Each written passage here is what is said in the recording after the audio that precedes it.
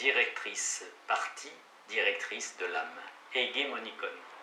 Dans la doctrine stoïcienne, l'âme qui est corporelle, elle est conçue comme un souffle retrouvant aussi le sens ancien de psyché, se divise en une partie directrice, l'hégémonikon, et 7 autres parties, les 5 sens, la partie génératrice par laquelle le générateur engendre une nouvelle âme, le langage. Ces 7 parties émanent de la partie directrice. Celle-ci, en tant qu'instance rationnelle, répand un souffle chaud dans le corps entier, et c'est à l'occasion de ce mélange du souffle rationnel avec chaque partie du corps que les autres parties de l'âme naissent. Par exemple, le langage se produit quand le souffle en question atteint les organes de la phonation. La partie directrice est située dans la région du cœur. C'est là un aspect aristotélicien conservé par les stoïciens, malgré le démenti infligé au cardiocentrisme par les recherches physiologiques, notamment de l'école médicale d'Alexandrie, Hérophile et Érasistrate. Chrysippe compare la partie directrice à une pieuvre qui étend les autres parties de l'âme comme des tentacules, ou à une araignée au centre de sa toile. Dogme, dogma, dogmatique, dogmatisé. Les interprètes modernes du scepticisme remarquent d'ordinaire que le terme de dogmatikos n'a pas chez Sextus la connotation péjorative que le mot dogmatique a prise dans les langues modernes. Cela est largement vrai, mais pas tout à fait, puisque pour Sextus, dire d'un philosophe qu'il est dogmatique n'est certainement pas un compliment. Le terme dogma, qui vient du verbe dokéo, semblait bon, signifie chez Platon par exemple une opinion que l'on soutient parce qu'on la croit vraie. Le philosophe dogmatique sera donc d'abord quelqu'un qui soutient les opinions, alors que le sceptique prétend vivre sans opinion. Adoxastos, terme qui vient de doxa, opinion, terme quasi synonyme de dogma. Ce qui distingue le plus l'usage du terme dogmatique par Sextus de son usage moderne, c'est que les philosophes dogmatiques de notre traité ne soutiennent pas autoritairement leurs opinions. Au contraire, ils les fondent sur un discours démonstratif rationnel, donc universel et transmissible par l'enseignement. Autrement dit, les philosophes catalogués comme dogmatiques par Sextus sont avant tout des philosophes que nous dirions rationalistes, qui croient notamment que certaines procédures rationnelles nous donnent une connaissance adéquate de la réalité. Mais sous la plume des sceptiques, dogma désigne une opinion d'un type particulier, en ce qu'elle prétend porter sur la réalité du monde extérieur. Le sceptique se borne à constater ses affects et à les décrire tels qu'ils lui apparaissent.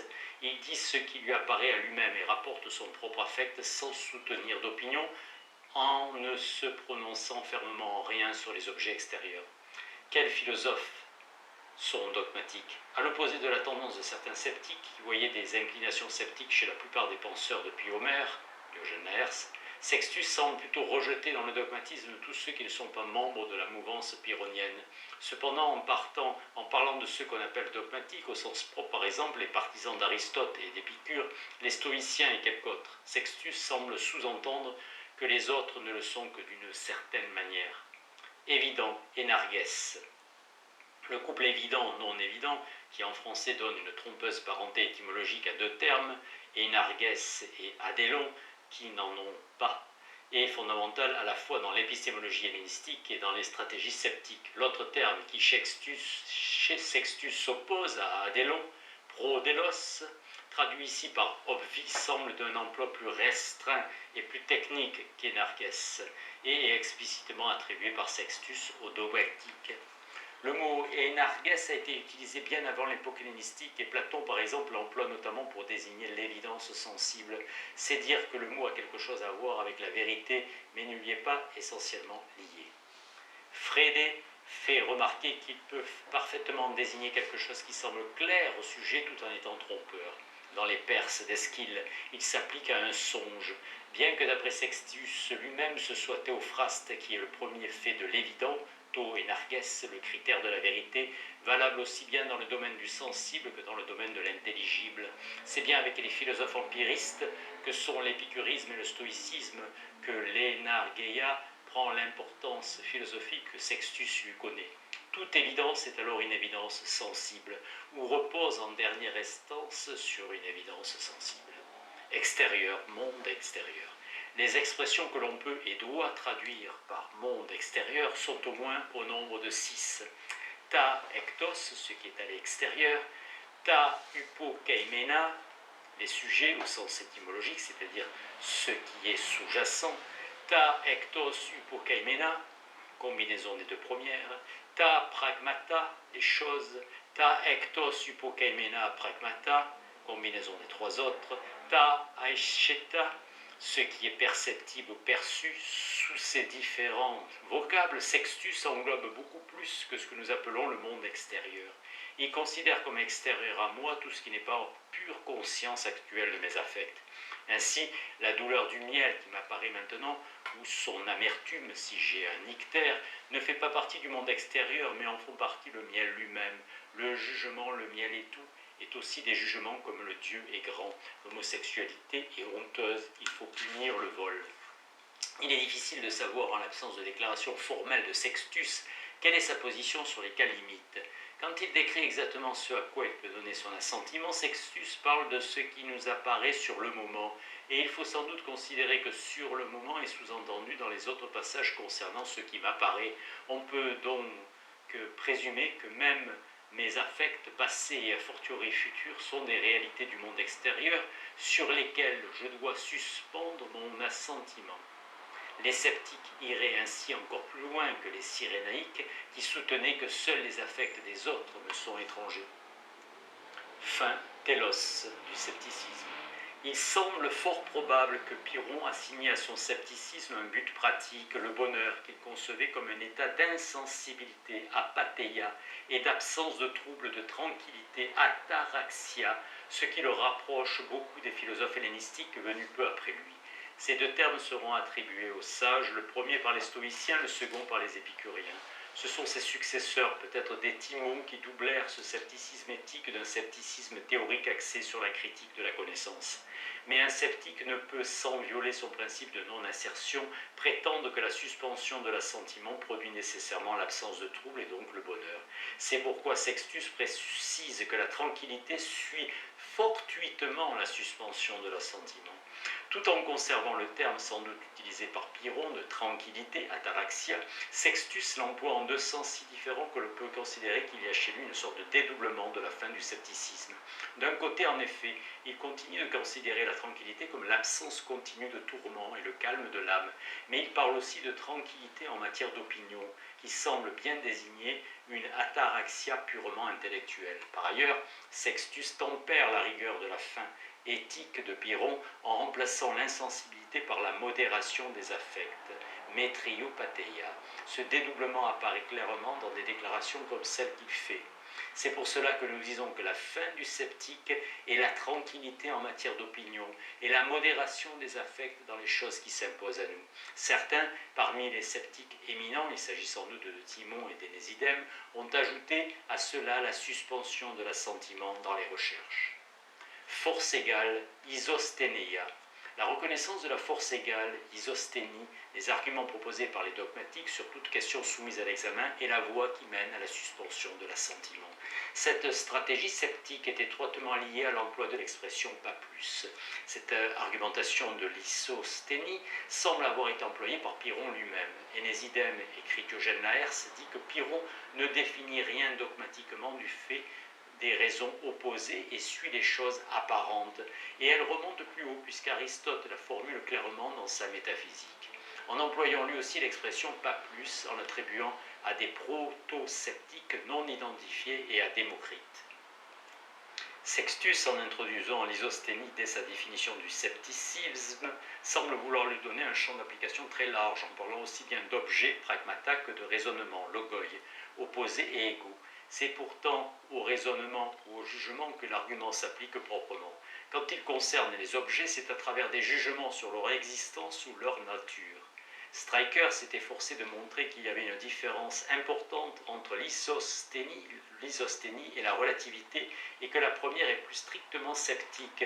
Mais c'est parce que Stryker comprend relativité en un sens traditionnel, comme l'affirmation qu'aucune propriété n'appartient absolument à une chose. La véritable différence entre ces deux procédures est que, comme le terme lui-même l'indique, l'isosténie est reconnaissance de la force des arguments dogmatiques. Le sceptique est d'une certaine manière convaincu par la force des arguments de la théorie atomiste de la matière, par exemple, mais il trouve la même force de conviction dans la théorie continuiste de la matière. et s'il est à tel moment plus convaincu par l'une des théories, il doit néanmoins suspendre son assentiment parce qu'il sait que les choses peuvent changer dans le temps. Pas plus que dans le cas du relatif, le sceptique ne se sent autorisé à invoquer l'isosthénie pour porter un jugement négatif sur le réel. Ainsi, les sceptiques et les partisans de Démocrite utilisent néanmoins l'expression pas plus différemment. Ceci en effet l'applique à l'inexistence de deux membres de l'alternative alors que nous l'appliquons au fait d'ignorer si l'une quelconque des choses apparentes possède ces deux propriétés ou aucune des deux. Burnier-Hitt a adressé une critique radicale à la procédure de recours à l'isosthénie, ce qui l'a amené à mettre en cause la validité même de la suspension de l'assentiment qui en découle. Le sceptique, d'après Burnier-Hitt, n'ayant pas de raison de prendre un parti plutôt qu'un autre, introduit en fait à son corps défendant une croyance, la croyance que les raisons des dogmatiques s'équilibrent.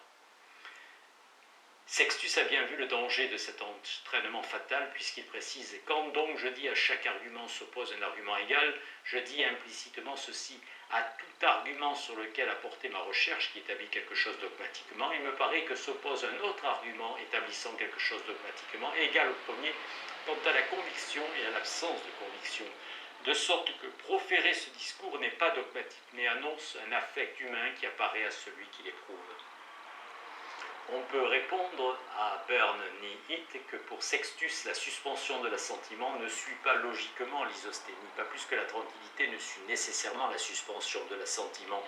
Quand ils eurent suspendu le ressentiment, la tranquillité s'ensuivit fortuitement comme l'ombre suit un corps. L'isosthénie étant la manifestation d'un affect, elle n'établit la suspension ni comme nécessité logique ni comme obligation éthique. Impression, fantasia.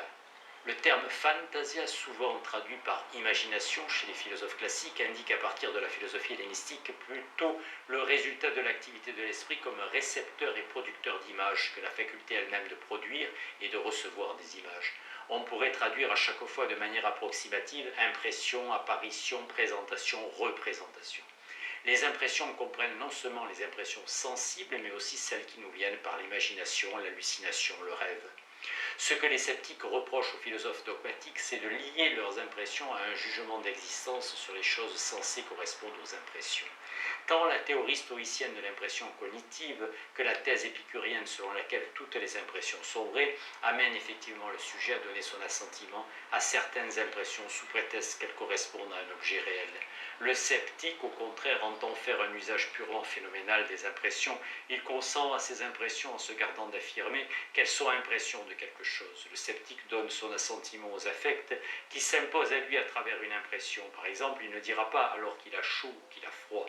Il me semble que je n'ai pas chaud ou que je n'ai pas froid. Le sceptique donne son assentiment à ce qui lui tombe sous le sens selon une impression passive en tant que cela lui apparaît. Indifférent, adiaphoros. Que les choses nous soient indifférentes, c'est une thèse pyrrhonienne bien attestée, bien qu'elle soit d'interprétation délicate. Sextus ne donne plus la même force à ce terme, peut-être parce que le mot avait été annexé par les stoïciens pour désigner ce qui n'est ni bon ni mauvais, comme telle cette notion est réfutée dans les esquisses. Insaisissable, akataleptos. Saisir, katalambanein, et le substantif correspondant, catalepsis, saisie, s'emploie en deux sens, un sens faible dans lequel la saisie est une simple conception et un sens fort dans lequel elle s'accompagne d'une assertion sur l'existence et éventuellement la nature de l'objet saisi. Le sceptique peut sans difficulté effectuer une saisie au premier sens et commencer à partir de là une recherche sur l'existence des choses non évidentes, même si l'issue en est pour le moins incertaine. Le sceptique, en effet, n'est pas, je pense, condamné à se passer de la conception qui naît à partir de ce qui lui tombe passivement sous le sens et des raisons qui lui apparaissent d'une manière évidente. Cela n'implique absolument pas l'existence de ce qui est conçu. Quand on tente de les saisir au second sens, les choses extérieures se révèlent insaisissables parce que les jugements qu'on peut porter sur leur réalité prennent des formes opposées d'égale force.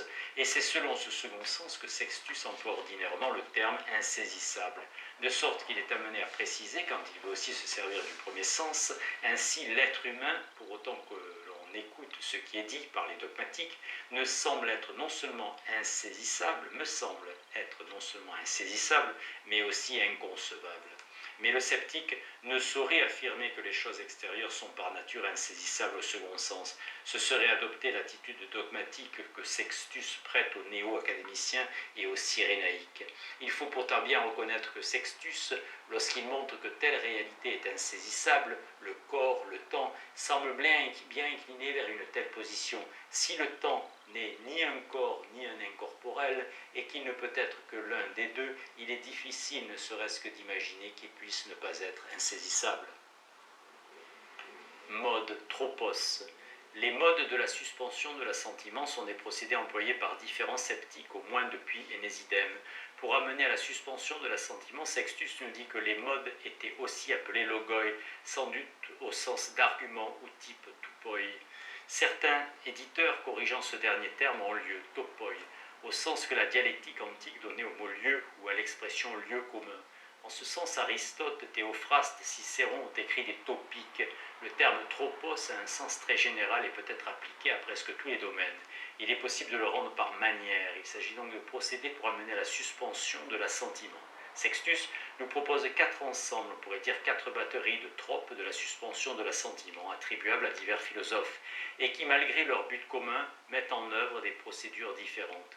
Nous connaissons certains de ces modes par d'autres sources, Philon d'Alexandrie, Diogène Laërce.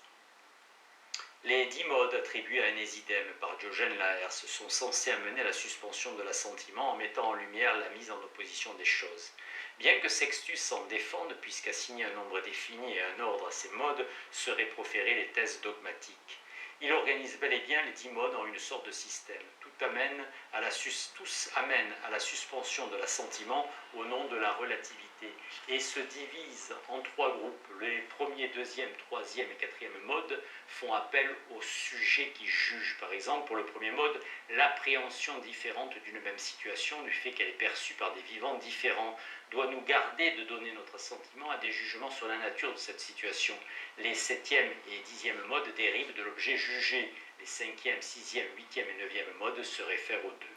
Sextus rapporte, en faisant une quasi-citation, 8 modes qu'il attribue explicitement à Énésidème, destinés à montrer l'incertitude de toute explication causale. Parnès remarque à leur propos qu'ils contiennent des critiques qu'un honnête savant étiologiste peut parfaitement prendre à son compte, et que certaines de ces critiques avaient même été mises en action par certains philosophes antiques, comme les épicuriens, qui assignaient plusieurs explications causales à certains phénomènes. Les sceptiques plus récents, il s'agit d'Agrippa, si l'on en croit Diogène Laërce, nous dit Sextus ont proposé 5 modes de la suspension de l'assentiment. Ce sont le désaccord, la régression à l'infini, le relatif, la position d'hypothèse arbitraire et le diallèle. Signalons 3 points à leur propos. On retrouve parmi les 5 modes le relatif. Dans l'ouvrage qu'il a consacré aux 5 modes, Barnès fait remarquer que ce mode ne fonctionne pas comme les autres et avec les autres, et l'exclut de ce fait, avec des involtures mais non sans raison de son étude. C'est ce que les 4 modes restants forment un système comme cela est partiellement signalé ailleurs. Et Barnès parle justement de filet sceptique dans lequel le dogmatique est pris, puisqu'en voulant éviter de tomber dans l'un des modes, il tombe dans un autre. Les modes agrippéens ne portent plus sur la mise en opposition des choses, mais sur des procédures logiques dont la condamnation montre que le sceptique trouverait inacceptable l'abandon des règles du discours qu'elles violent. On est loin de l'hypothèse d'ailleurs peu vraisemblable selon laquelle Pyrrhon aurait refusé le principe de non-contradiction. Les 2 modes dont seul Sextus nous parle, qui semblent d'après la lettre du texte devoir être attribués au même sceptique plus récent, sont une sorte de forme ramassée des modes agrippéens, mais présentée d'un autre point de vue. Comme rien ne peut être saisi ni par soi-même ni par autre chose, il faut suspendre son assentiment. Obvi, prodélon, voire évident. Énarques, plausible, pitanon. C'est Sextus, parmi d'autres, mais sans doute plus que d'autres, qui a accrédité l'idée que Carnéade avait été contraint d'accepter comme critère pour la conduite de la vie l'impression plausible, pitane fantasia. Il s'agit d'une impression qui semble vraie au sujet, qui peut de plus être bien reliée à d'autres impressions et soigneusement examinée. Carnéade ne prétendait rien affirmer de la conformité d'une telle impression avec un objet réel, et son critère reste un critère subjectif, c'est-à-dire n'est pas un critère du tout. Le fait que Cicéron ait rendu pitanon par probabile a provoqué un contresens qui n'a pas encore été pas encore entièrement disparu de la littérature exégétique, et selon lequel Carnéade aurait soutenu une sorte de probabilisme impliquant des jugements sur le réel. Préconception, prolepsis. Cette notion fondamentale de l'épistémologie hellénistique semble être d'origine épicurienne. Dans la version la plus courante de la doctrine, les préconceptions sont les critères de la vérité aux côtés des sensations et des affects. Diogène Laërce. Une préconception, selon eux, est une sorte de saisie, une opinion droite, un concept ou une notion universelle emmagasinée, c'est-à-dire mémorisée, de ce qui est souvent apparu avec évidence dans le monde extérieur. Par exemple, la chose de cette sorte est un homme. Car dès que le mot homme est prononcé, aussitôt selon une préconception, son empreinte est pensée en suivant la perception sensible. Les stoïciens reprendront cette doctrine. Il y a chez tous les êtres raisonnables un certain nombre de notions naturelles et de ce fait communes qui n'ont pas le caractère variable des opinions proprement dites et peuvent de ce fait servir de base à la discussion. Ainsi, tous les hommes auraient une notion du juste et du bien, de la providence divine et de l'immortalité de l'âme. Pas plus que les épicuriens, les stoïciens ne considèrent les préconceptions comme des notions innées. Elles sont formées à partir de perceptions sensibles répétées par induction, comparaison. Elles élaborent au commencement de la vie mentale de l'individu et sont le véritable fondement de la science. Ce qui explique que Plutarque ait attaqué les stoïciens dans un traité intitulé « Des notions communes contre les stoïciens », dans lequel il entend montrer qu'ils sont en contradiction avec ce sens commun qui est la base des préconceptions. Relatif, prostie. Ce qui était l'une des catégories aristotéliciennes prend une importance particulière dans l'étude du scepticisme pour au moins deux raisons. Historiquement, le scepticisme a été considéré et continue d'être considéré comme un relativisme. Le relatif est largement présent dans le texte de Sextus. Or, il y a une différence fondamentale entre la position relativiste et la position sceptique. Le relativiste dit que la chose C est A pour X et B pour Y, X et Y représentant le sujet percevant ou connaissant dans des circonstances déterminées, alors que le sceptique sait que C est soit A, soit B, et il faudrait ajouter soit C, soit D, etc., lui-même constituera un redoutable problème, mais n'a pas les moyens de décider entre A et B et C, et suspend donc son assentiment aux propositions décrivant la nature de C. Le relativiste n'a évidemment aucune raison de suspendre son assentiment. Il y a pourtant une utilisation massive de la relativité par les sceptiques, sous trois formes différentes.